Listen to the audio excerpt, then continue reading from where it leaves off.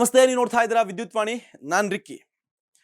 ರಾಯಚೂರಿನ ಮಾನ್ವಿ ತಾಲೂಕಿನ ಹಿರೇಕೊಟ್ಟಿಕಲ್ ಅನ್ನೋ ಗ್ರಾಮದಲ್ಲಿ ವಿದ್ಯುತ್ ದುರಸ್ತಿ ಕಾರ್ಯ ಮಾಡ್ತಾ ಇರಬೇಕಾದ್ರೆ ಒಬ್ಬ ಲೈನ್ಮನ್ ಸಾವನ್ನಪ್ಪಿದ್ದಾರೆ. ಯಾವ ಲೈನ್ಮನ್? ಖಾಸಗಿ ಲೈನ್ಮನ್, ಟೆಂಪ್ರವರಿ ಲೈನ್ಮನ್ ಸಾವನ್ನಪ್ಪಿರುವಂಥದ್ದು.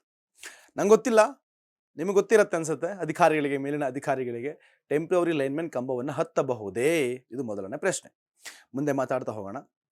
ಇಲ್ಲಿನ ಗ್ರಾಮಸ್ಥರು ಸಾಕಷ್ಟು ಬಾರಿ ಈ ರೀತಿಯ ಸಮಸ್ಯೆಗಳನ್ನ ಮೇಲಿನ ಅಧಿಕಾರಿಗಳಿಗೆ, ಜೆಇ, ಎಡಬ್ಲ್ಯೂ ಇವರಿಗೆ ಮಾಹಿತಿಯನ್ನ ಕೊಟ್ಟಿದ್ದಾರೆ. ಏನಂತ? ಇಲ್ಲಿ ಸರಿಯಾಗಿ ದುರಸ್ತಿ ಕೆಲಸ ಮಾಡಬೇಕಾದ್ರೆ ಇಲ್ಲಿಂದ ಹೊರಗಿಂದ ಕರ್ಕೊಬಂದು ಕೆಲಸವನ್ನ ಮಾಡಿಸ್ತಾರೆ.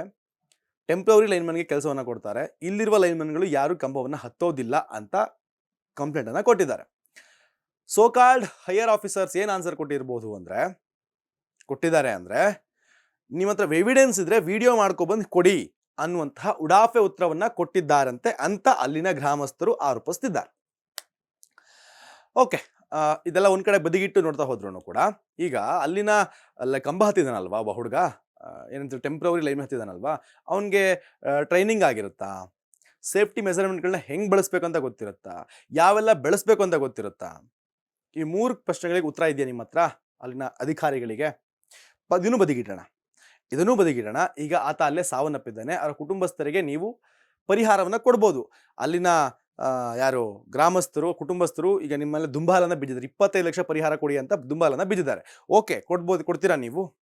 ಕೊಟ್ಟರು ಕೂಡ ಆ ಮನೆಗೆ ಮಗನಾಗಿದ್ದವನು, ಅಪ್ಪನಾಗಿದ್ದವನು, ತಮ್ಮ ಆಗಿದ್ದವನು, ಅಣ್ಣ ಆಗಿದ್ದವನು, ಏನೋ ಆಗಿದ್ದವನನ್ನು ವಾಪಸ್ ತಗೊಬಂದು ಕೊಡ್ತೀರಾ? ಯಾಕೆ ಈ ರೀತಿ ಉಡಾಫೆ ಉತ್ತರವನ್ನ ಕೊಟ್ಟು ಉಡಾಫಿಯಾಗಿ ಕೆಲಸವನ್ನ ಮಾಡಿ ಒಬ್ಬ ಕೆಲಸಗಾರನ, ಒಬ್ಬ ಲೈನ್ಮನ್ ಜೀವ ತೆಗಿತೀರಾ?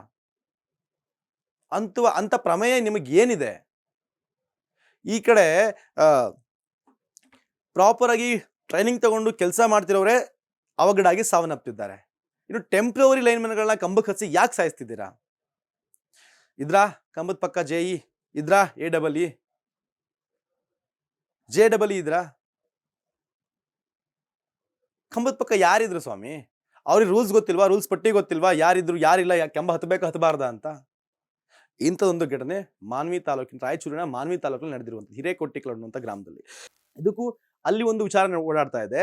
ಅಲ್ಲಿ ಹೇಳೋದು ಮರ್ತೆ, ಸಾವನ್ನಪ್ಪಿರುವಂತಹ ಟೆಂಪ್ರವರಿ ಲೈನ್ಮನ್ ಹೆಸರು ಮೊಹಮ್ಮದ್ ರಫಿ ಅಂತ. ಅದಕ್ಕೂ ಮುಂಚೆ ಒಂದು ಚರ್ಚೆ ಆಗುತ್ತೆ. ಒಂದು ದುರಸ್ತಿ ಕಾರ್ಯ ಮಾಡಬೇಕಾದ್ರೆ ಟೆಂಪ್ರವರಿ ಲೈನ್ಮನ್ ಹತ್ತಿಸ್ಬೇಡಿ, ಯಾರು ಪರ್ಮನೆಂಟ್ ಇದ್ದೀರಿ ಇವ್ರನ್ನ ಹತ್ತಿಸಿ ಕಮ್ಮ ಏನಾದ್ರು ಚೆಕ್ ಮಾಡಿ ಅಂತ ಎಲ್ಲರೂ ಹೇಳ್ತಾರೆ. ಆದ್ರೆ ಅಲ್ಲಿನ ಲೈನ್ಮನ್ ಒಪ್ಕೊಳ್ಳೋದಿಲ್ಲ, ನಾನು ಹತ್ತಲ್ಲ ಅಂತ. ಆವಾಗ ಟೆಂಪ್ರವರಿ ಲೈನ್ಮನ್ ಕರ್ಕೊಂಡು ಹತ್ತಿಸ್ತಾರೆ. ಸಾಕಷ್ಟು ಬಾರಿ ಘಟನೆ ನಡೆದಿದೆ, ಅಪಘಾತಗಳಾಗಿದೆ. ಆದ್ರೂ ಬುದ್ಧಿ ಕಲ್ತಿಲ್ಲ ಅಂದ್ರೆ ಹೊಟ್ಟೆಗೇನ್ ಮಣ್ ತಿಂತಾರ ಹಂಗಾದ್ರೆ ಅಧಿಕಾರಿಗಳು? ಮೊಹಮ್ಮದ್ ರಫಿ ಸಾವನ್ನಪ್ಪಿದ್ದಾನೆ. ಮೊಹಮ್ಮದ್ ರಫಿಯನ್ನ ವಾಪಸ್ ಕರೆತರುವಂತಹ ತಾಕತ್ತು ಯಾರಿಗಿದೆ? ಕಂಪ್ಲೀಟ್ ಇಡೀ ಜೆಸ್ಕಾಂ, ಆ ಭಾಗ ಜೆಸ್ಕಾಂ ಅಲ್ವಾ, ಕಂಪ್ಲೀಟ್ ಜೆಸ್ಕಾಂ ಅಧಿಕಾರಿಗಳಿಗೆ ಯಾರಿಗಿದೆ ತಾಕತ್ತು? ವಾಪಸ್ ಕರ್ಕೊಬರುವಂತಹ ತಾಕತ್ತು ಯಾರಿಗಿದೆ? ಅವ್ರು 25 ಲಕ್ಷ ಪರಿಹಾರ ಕೇಳ್ತಾ ಇದ್ದಾರೆ. ನೀವು 1 ಕೋಟಿ ಕೊಟ್ಟರು ಬರ್ತಾರ ಮೊಹಮ್ಮದ್ ರಫಿ? ಸಾವುಗೆ ಯಾರು ಕಾರಣ? ನೀವೇ ತಾನೆ. ಉಡಾಫೆ ಉತ್ತರವನ್ನ ಕೊಟ್ಟು ಎವಿಡೆನ್ಸ್ ಇದ್ರೆ ತಗೋ ಬನ್ನಿ ಅನ್ನುವಂಥ ಉಡಾಫೆ ಉತ್ತರವನ್ನ ಕೊಟ್ಟು ಒಬ್ಬರನ್ನ ಬಲಿ ಪಡ್ಕೊಂಡಿದ್ದು ಇದೇ ಜೆಸ್ಕಾಂನ ಅಧಿಕಾರಿಗಳು ತಾನೆ ಅಲ್ವಾ? ನಿಮ್ಮ ಕೆಲಸಗಳನ್ನ ಮಾಡಿದ್ರೆ ಯಾವ್ದು ಏನೂ ಆಗಲ್ಲ. ಉಡಾಫೆ ಉತ್ತರ ಅಮ್ಮನ್ ಯಾರು ಕೇಳ್ತಾರೆ? ಯಾರಿಗೊತ್ತು? ಅಕ್ಕಪಕ್ಕ ರೋಲ್ ಕಾಲ್ ಬೇರೆ ಮಾಡ್ತಾರೆ ಅಂತ ಹೇಳ್ತಾರಲ್ಲ, ರೋಲ್ ಕಾಲ್ ಹೈಯರ್ ಅಧಿಕಾರಿಗಳಿಗೆ ಹೋಗ್ತದೇನೋ. ಸೊ ಅವರು ಬಾಯಿ ಮುಚ್ಕೊಂಡಿರ್ತಾರೆ, ನೀವು ಬಾಯಿ ಮುಚ್ಕೊಂಡಿರ್ತೀರ, ಎಲ್ಲ ಬ್ಯಾಲೆನ್ಸಬಲ್ ಆಗಿ ಹೋಗುತ್ತೆ ಅಲ್ವಾ? ಇದಿಷ್ಟು ಕ್ಷಣದ ಅಪ್ಡೇಟ್ಸ್. ಮತ್ತಷ್ಟು ಅಪ್ಡೇಟ್ಸ್ಗಾಗಿ ನೋಡ್ತಾ ಇರಿ ವಿದ್ಯುತ್ ವಾಣಿ. Thank you.